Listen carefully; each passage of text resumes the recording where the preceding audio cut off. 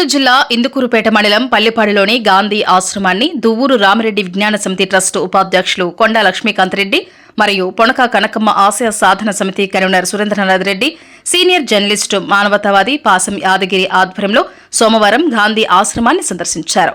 గాంధీ ఆశ్రమానికి పొనక కనకమ్మ ఆనాడే 20 ఎకరాల భూమిని దానం చేసిన స్వాతంత్ర్య సమర యోధురాలు అన్నారు. గాంధీ, పొనక కనకమ్మ విగ్రహాలకు పూలమాలలు వేసి ఘన నివాళులర్పించారు. పొనక కనకమ్మ ఆశయాలను ముందుకు తీసుకెళ్తామని తెలిపారు. ఈ కార్యక్రమంలో Ponaka Kanakamma Ashaya Sadhana Samiti convener Surendranath Reddy, senior journalist Jayaprakash, Guntur Lakshmi తదితరులు పాల్గొన్నారు. ముందుగా మేము ఇక్కడ పొనక కనకమ్మ గారిది, అదేవిధంగా దువ్వూరు రామిరెడ్డి గారి యొక్క శత జయంతి ఉత్సవాల సందర్భాన ఇక్కడ మా యొక్క ఎస్ఎన్ రెడ్డి గారు వారు చేస్తున్నటువంటి కార్యక్రమాల్లో ఇది ప్రతి సంవత్సరం చేయవలసిందిగా వారు కార్యదీక్షను తీసుకొని ప్రతి సంవత్సరం చేస్తున్నటువంటి సందర్భం. ఆ సందర్భంలో మరి పొనక కనకమ్మ గారు చేసినటువంటి సేవలు, దువ్వూరు రామిరెడ్డి గారి యొక్క సేవలు, వారి యొక్క కవిత్వము ప్రపంచానికి తెలిసినటువంటి విషయం, వారి యొక్క ఇద్దరిని స్మరించుకుంటూ వారు కొన్ని కార్యక్రమాలు చేపడుతూ వారికి వెనుకటికి ఎప్పటికో 1921 మరి అంతకు మొదలు కొన్ని కార్యక్రమాలు ఇక్కడ జరుగుతున్నటువంటి గాంధీజీ గారు కానివ్వండి, మనకు కనకమ్మ గారి ద్వారా చేస్తున్నటువంటి ఇక్కడ కార్యక్రమాలన్నీ కూడా ఈ రోజు నాటికి చిరస్మరణీయంగా ఉంది. మేము ఈ రోజు నాడు ఇతరత్ర కార్యక్రమాలు ముగించుకొని ఇక్కడికి వచ్చిన తర్వాత మేమే మైమర్చిపోతున్నాం.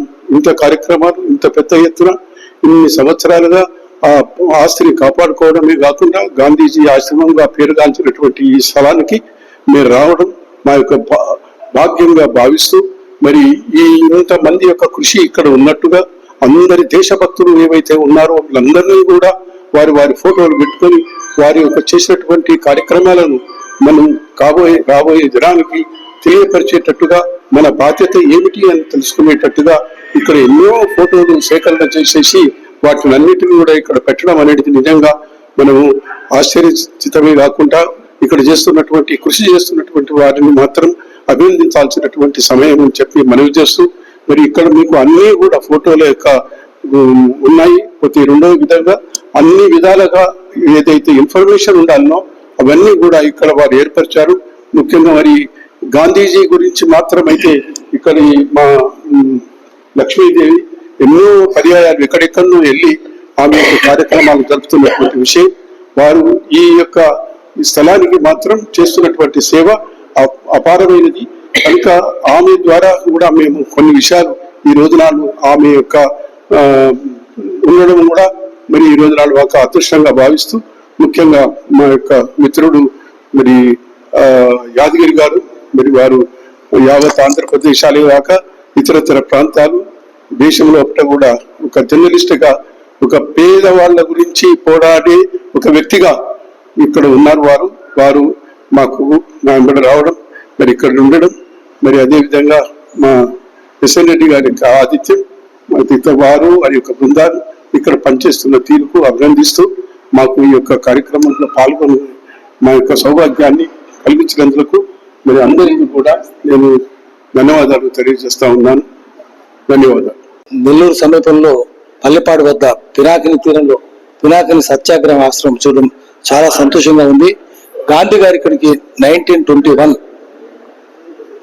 ఏప్రిల్ 4వ తారీఖున 7వ తారీఖున ఇక్కడికి వచ్చి కుటీరాలని ఆశ్రమ కుటీరాలని దానికి శంకుస్థాపన చేసినారు. ఆ తర్వాత 1981లో దానికోసం కమిటీ ఏర్పడింది. 61లో 21లో వచ్చారు. కమిటీ ఏర్పడింది.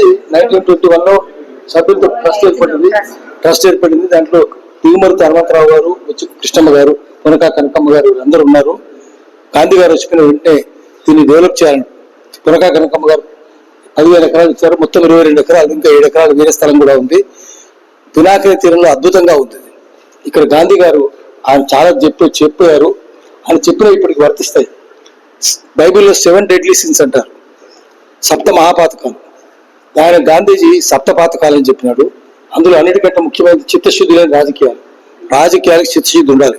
లేకపోతే ఆయన చెప్పింది ఇప్పటికీ ఆదర్శమే. ఎందుకంటే ఇప్పటికి ఏ రాజకీయ పార్టీకి చిత్తశుద్ధి లేదు. ఏ పార్టీలో ఇంటర్నల్ డెమోక్రసీ లేదు, ఆంతరంగ ప్రజాస్వామ్యం లేదు, ప్రజాస్వామ్యమే లేదు, నిజాయితీ లేదు. మేనిఫెస్టోలు చెప్తున్నారు, మేనిఫెస్టోలో ఏది అమలు చేయరు. అందుకని చాలా ప్రాసంగికత ఏర్పడింది. గాంధీకి ఇప్పుడు ఎక్కువ రిలవెన్స్ ఎందుకు ఉందంటే ఆయన చూసి నేర్చుకోవాలి.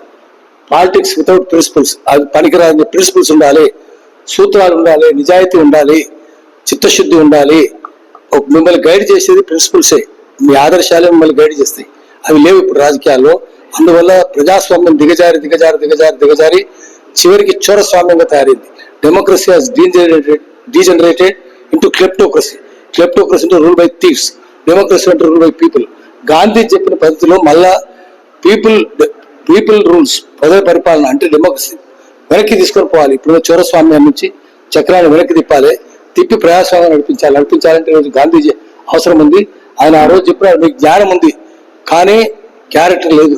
బుద్ధుడు ఏదో చెప్పినాడు, శీలం ఉండాలి, ప్రజ్ఞ అంటే డీప్ అండర్స్టాండింగ్ ఆఫ్ రియాలిటీ. బుద్ధుడు చెప్పింది గాంధీ కూడా చెప్పినారు. గాంధీజీ గారు అదే చెప్పారు, మీకు ప్రజ్ఞ ఉంటే జ్ఞానం ఉంటే సరిపోదు, క్యారెక్టర్ కూడా ఉండాలన్నారు, కరుణ కూడా ఉండాలి. ఈ మూడితో ఆచరణ కూడా ఉండాలి. ఈ రోజు రాజకీయ నాయకులకు అది నేర్పాలి. అందరు రాజకీయ నాయకులు ఇక్కడ రావాలి, దొర్లుకుంటూ పొరుగు దండాలు పెట్టుకుంటూ ఇక్కడ రావాలి. అన్ని పార్టీల వాళ్ళు రావాలి, వచ్చి చరకా తిప్పాలి. చరకా ఉంది. ఎందుకంటే మానవ జాతికి శాపం ఏమైందంటే పారిశ్రామిక విప్లవం అయింది. అది వచ్చినాక బొగ్గు కాల్చడం, పెట్రోల్ కాల్చడం, డీజిల్ కాల్చడం, కెరోసిన్ కాల్చడం, గ్యాస్ కాల్చడం. దాంతో ఏమైపోతుందంటే గ్లోబల్ వార్మింగ్ అయింది. మంచు ఖండాలు కరిగిపోయినాయి, ఎడారులు కరిగిపోయినాయి, సముద్రాలు పైనంతా కరిగిపోయి ఇప్పుడు నెల్లూరు దాకా నీళ్ళు వచ్చే ప్రమాదం ఉంది. ఎందుకంటే మొత్తం 1400 కిలోమీటర్ల దూరం సముద్ర తీరం భారతదేశంలో అంతా రేపట్లనే మునిగిపోతాయి. 2040 కల్లా 10% మునిగిపోతాయి, 30% మునిగిపోవచ్చు. మళ్ళీ కాపాడుకోవాలంటే యంత్రాలను ఆపేసేయాలి, బొగ్గు కాల్చడం, పెట్రోల్ కాల్చడం. ఇప్పటికే ప్యారిస్ అగ్రిమెంట్ లో 2015 ప్యారిస్ అగ్రిమెంట్ అయింది. భారతదేశం సైన్స్ సంతకం పెట్టింది. గ్లోబల్ వార్మింగ్ కాకుండా చూస్తాము, బొగ్గు ఉత్పత్తి ఆపేస్తాము, పెట్రోల్ ఉత్పత్తి ఆపేస్తాము, వినియోగం కూడా ఆపేస్తామని చెప్పినారు. ఇప్పుడు కొన్ని దేశాలు అమలు చేస్తున్నాయి. మనం కూడా చేయాలంటే గాంధీజీ గారిని ఆదర్శంగా పెట్టుకొని పోవాలి. అప్పుడే ప్రకృతి ఉంటుంది. మళ్ళీ చిరకా తిప్పాలి. యంత్రాన్ని పక్కన బాగా తగలబెట్టేసి లుడ్డైట్స్ తగలబెట్టినారు. ఇండియాలో ఇండస్ట్రియల్ రెవల్యూషన్ వచ్చినప్పుడు లుడ్డైట్ మూవ్మెంట్ వచ్చింది. అన్ని ధ్వంసం చేసినారు. ఇప్పుడు మనం ధ్వంసం చేసి మళ్ళీ గాంధీ మార్గాన్ని చరకా పట్టుకొని తిప్పితేనే మళ్ళీ ప్రకృతి ఉంటుంది, భారతదేశం ఉంటుంది, మానవ సమాజం ఉంటుంది. లేకపోతే ప్రళయం వస్తుంది, మొత్తం మానవ నాగరికత నాశనం అయిపోతుంది, మానవ జాతి అంతరించిపోతుంది. ఇప్పటికే ఉప్పాడ దగ్గర చూసినాం, ఉప్పాడ పొంగిపోతుంది. అట్లాగే పైన పారదీప్ మునిగిపోతుంది, ఢాకా మునిగిపోతున్నది. మళ్ళీ మునిగిపోకుండా ఉండాలంటే మేము మన కొత్తపట్నం పోతే కిలోమీటర్ దూరంలో ఉన్న ఒంగోలు కొత్తపట్నం వెళ్తే దగ్గర దాకా వచ్చింది, ఊరు దాకా లైట్ హౌస్ దాకా వచ్చింది. ఏమైపోతుంది, ఆ ఊరు పక్కన పల్లెకారులు ఉన్నారు, వాళ్ళ గుడిసెలన్నీ మునిగిపోతాయి. అందుకనే మనం గాంధీజీ బాటలో పోతే తప్ప ప్రకృతిని కాపాడుకోలేము, కోస్తా తీర ప్రాంతాన్ని కూడా కాపాడుకోలేము. ఎందుకంటే చిన్నపట్నం తడ నుంచి ఇచ్చాపురం దాకా ఆంధ్రప్రదేశ్ లో 1000 కిలోమీటర్ల దూరం ఉంటుంది. అక్కడ ఉన్న ఓడరేవులు అన్ని మునిగిపోతాయి. కరువు మునిగిపోతుంది, ఓడరేవు మునిగిపోతుంది, కొత్తపట్నం, కళింగపట్నం, విశాఖపట్నం, భీమునిపట్నం, మచిలీపట్నం అని పోతాయి. అందుకని అవి కాపాడుకోవాలంటే గాంధీ గారిని ఒక్కరినే గుర్తుపెట్టుకోవాలి, వారి ఆదర్శం పోవాలి, ప్యారిస్ అగ్రిమెంట్ అమలు చేయాలి. బొగ్గు శిలాజేంద్ర వర్గులు అంటే బొగ్గు, పెట్రోల్, డీజిల్ ఉత్పత్తి చేయడం మానేయాలి, కాల్చడం, వినియోగించడం మానేయాలి. మళ్ళీ కాలినడకన పోవాలి, ఎద్దుల బండి మీద పోవాలి, కుర్ర బండి మీద పోవాలి, సైకిల్ మీద పోవాలి, రిక్షా మీద పోవాలి. కార్లు, స్కూటర్లు అన్ని మానేయాలి. అప్పుడు ఈ కార్బన్ మోనాక్సైడ్ పీల్చి రోగాలు రావడం తగ్గిపోతుంది. గాంధీ చెప్పిన బాట అంటే చరకా పడడం, యంత్రాలను పక్కన పడేయడం. మళ్ళీ లుడ్డైట్ మూవ్మెంట్ గాంధీ ఆదర్శంలో ఇంగ్లాండ్ లో వచ్చిన లుడ్డైట్ మూవ్మెంట్ మళ్ళీ రావాలి, ఇండియాలో కూడా రావాలి. అప్పుడే గాంధీ ఆశయాలు నెరవేరుతాయి. అందుకే ఈ రోజుకు గాంధీ గారి ప్రాసంగికత అనే రిలవెన్స్ పెరిగిపోతున్నది. గాంధీనే ఆదర్శంగా తీసుకొని